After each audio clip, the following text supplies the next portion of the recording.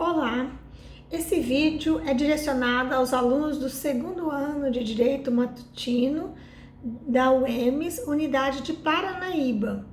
Dando continuidade ao conteúdo do Direito das Obrigações, nós já vimos que a classificação geral das obrigações está em obrigações de dar, obrigações de fazer e obrigações de não fazer. Nas obrigações de dar, há uma subclassificação de dar, restituir ou entregar propriamente. As obrigações de entregar significam entregar, o proprietário entregar uma coisa a alguém. Restituir a coisa, o proprietário seria o credor, ele é o proprietário da coisa e alguém, devedor, deve lhe restituir aquilo que lhe é seu. Ainda nas obrigações de dar, há uma subclassificação das obrigações de dar coisa certa e coisa incerta. Todo esse conteúdo já foi visto na sala de aula. Agora nós vamos dar continuidade com uma outra subclassificação das obrigações de dar, em que o objeto imediato não é dar uma coisa, mas sim dar dinheiro. São as obrigações de dar dinheiro, ou também denominadas obrigações pecuniárias. Esse conteúdo está regulado no Código Civil no artigo 315 e até o artigo 318. Diz o artigo 315 o seguinte: as dívidas em dinheiro deverão ser pagas no vencimento, em moeda corrente e pelo valor nominal, salvo o disposto nos artigos subsequentes. Nós precisamos destacar algumas palavras, algumas expressões no artigo 315. Uma delas é moeda corrente. As nossas dívidas devem ser convencionadas na moeda nacional, na moeda brasileira. Há ainda algumas permissões escritas na lei para os contratos internacionais, mas são exceções e precisa haver previsão em lei. Então, nós estamos estudando as dívidas em dinheiro com pagamento em moeda nacional. Um destaque que merece ser feito nesse artigo é pelo valor nominal. Destaca aí no seu Código Civil esse valor nominal, a expressão nominal. Dessa expressão, tem-se que a doutrina criou o princípio do nominalismo, que está no material de vocês. Esse princípio regula as obrigações de dívidas em dinheiro, que se considera o valor da moeda que está descrita no título onde foi convencionadas as obrigações. Ou seja, se houver desvalorização da moeda, se a moeda for desvalorizada pela inflação, ainda assim, por esse princípio, se formos ver na literalidade deste artigo 315, é o valor que foi convencionado, ainda que ele não tenha o mesmo poder de compra no momento de ser pago. Todavia, o artigo 316 diz que é lícito convencionar o aumento progressivo das prestações sucessivas. Isso aqui significa que se a dívida for parcelada em vários meses, por exemplo, várias parcelas, o código autoriza que as partes convencionem. Quando fala convencionem, significa que tem que estar previsto em contrato que as parcelas sucessivas sejam em valores superior às primeiras. É aumento progressivo das prestações. Ocorre, todavia, que é possível também que sejam, para que haja uma valorização da dívida, para que as parcelas a serem pagas não percam o poder de compra, é preciso que esteja previsto e autorizado aquilo que a doutrina chama de cláusula de escala móvel.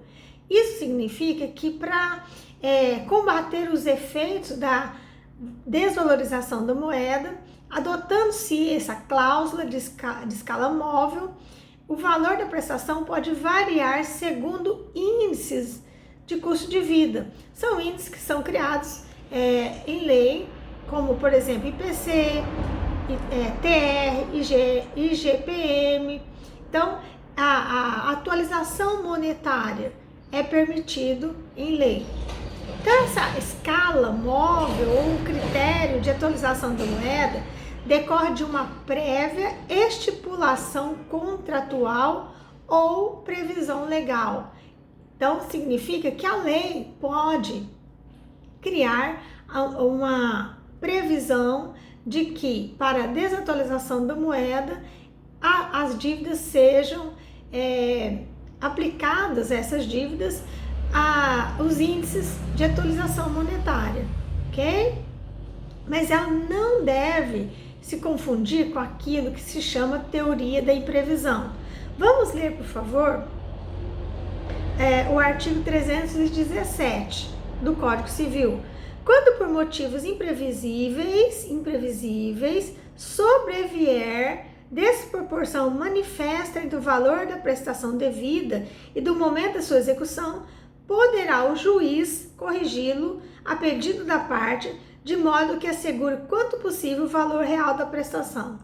Esse artigo 317, ele contempla aquilo que é chamado de teoria da imprevisão, que pode ser aplicada pelo juiz em fatos extraordinários, imprevisíveis, que torna excessivamente onerosa para uma das partes, um dos contratantes, cumprir a obrigação.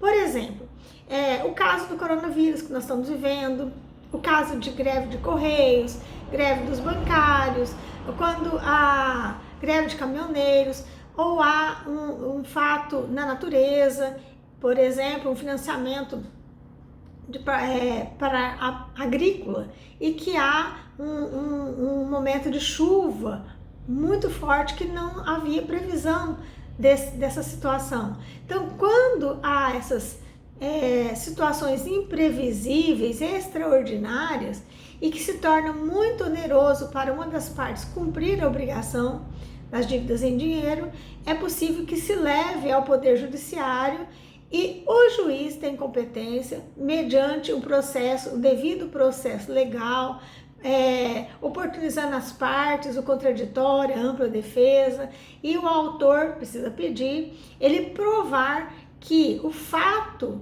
que ele está alegando, que é imprevisível, fugiu ao alcance dele, foi algo extraordinário, e que esse fato é o fato necessário para que impeça dele cumprir aquela obrigação, se tornou excessivamente onerosa, ok? Essa é a teoria da imprevisão.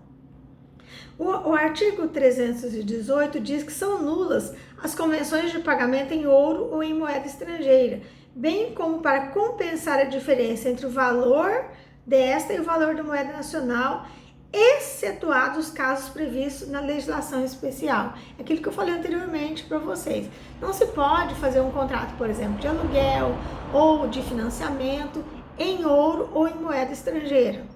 Essa é a regra. Se houver uma legislação especial, como nos contratos internacionais, é preciso previsão legal, aí não ocorre a nulidade, ok? Eu morei numa cidade que todos os contratos ali eram feitos em dólar, porque eles vendiam soja, é uma cidade predominantemente agrícola, e o preço da soja que eles vendiam em contratos internacionais é em dólar.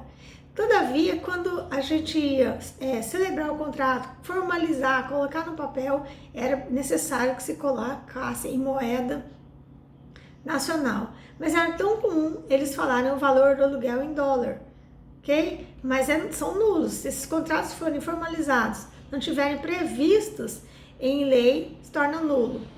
E há também que diferenciar das dívidas em dinheiro, né, as obrigações pecuniárias de obrigações de valor. São distintas entre si, porque as dívidas de valor não têm como objeto imediato da prestação o dinheiro em si, mas o próprio valor econômico daquela que expressa o valor daquela moeda. Por exemplo, há obrigações de pagamento em dinheiro que se convertem, obrigações de fazer, de não fazer, que pela impossibilidade de entregar a coisa, de fazer aquilo que estava obrigado a fazer, elas se convertem em dinheiro. Então são dívidas de valor. Qual o valor daquela coisa? é preciso liquidar, preciso verificar qual o valor daquela coisa. Então, outro exemplo são as obrigações de pagamento de pensão alimentícia. Qual que é o valor para aquele alimentando sobreviver? O valor que vai ser pago tem que se adequar para a subsistência de quem necessita daquele valor em si. O valor para que possa sobreviver o alimento, o teto, né? Moradia, lazer, educação, tudo isso tem um valor que se converte em dinheiro. Um outro exemplo das obrigações de valor são aquelas indenizações por prática de ato ilícito. Imagina uma pessoa que causa um dano a outra por uma prática de dano ilícito, por exemplo, quando há um acidente de trânsito e uma das partes foi responsável porque não respeitou a legislação de trânsito, não respeitou a sinalização e causou um dano, uma lesão na outra. Qual que é o valor? Então verifica-se o valor para tratamento médico, o valor para fisioterapia, para medicamentos, o valor do conserto da moto. Isso tudo traduz-se depois em dinheiro, mas é o valor dessa coisa. Mas, todavia, eu entendo que não tem tanta utilidade essa distinção. Nós estamos vendo a questão das obrigações de pagar, precisamos fixar o princípio do nominalismo, fixar a cláusula de escala móvel e diferenciá-la da teoria da imprevisão, ok? O material segue para vocês no mesmo dia, estou mandando para vocês dar uma estudada. Abraços!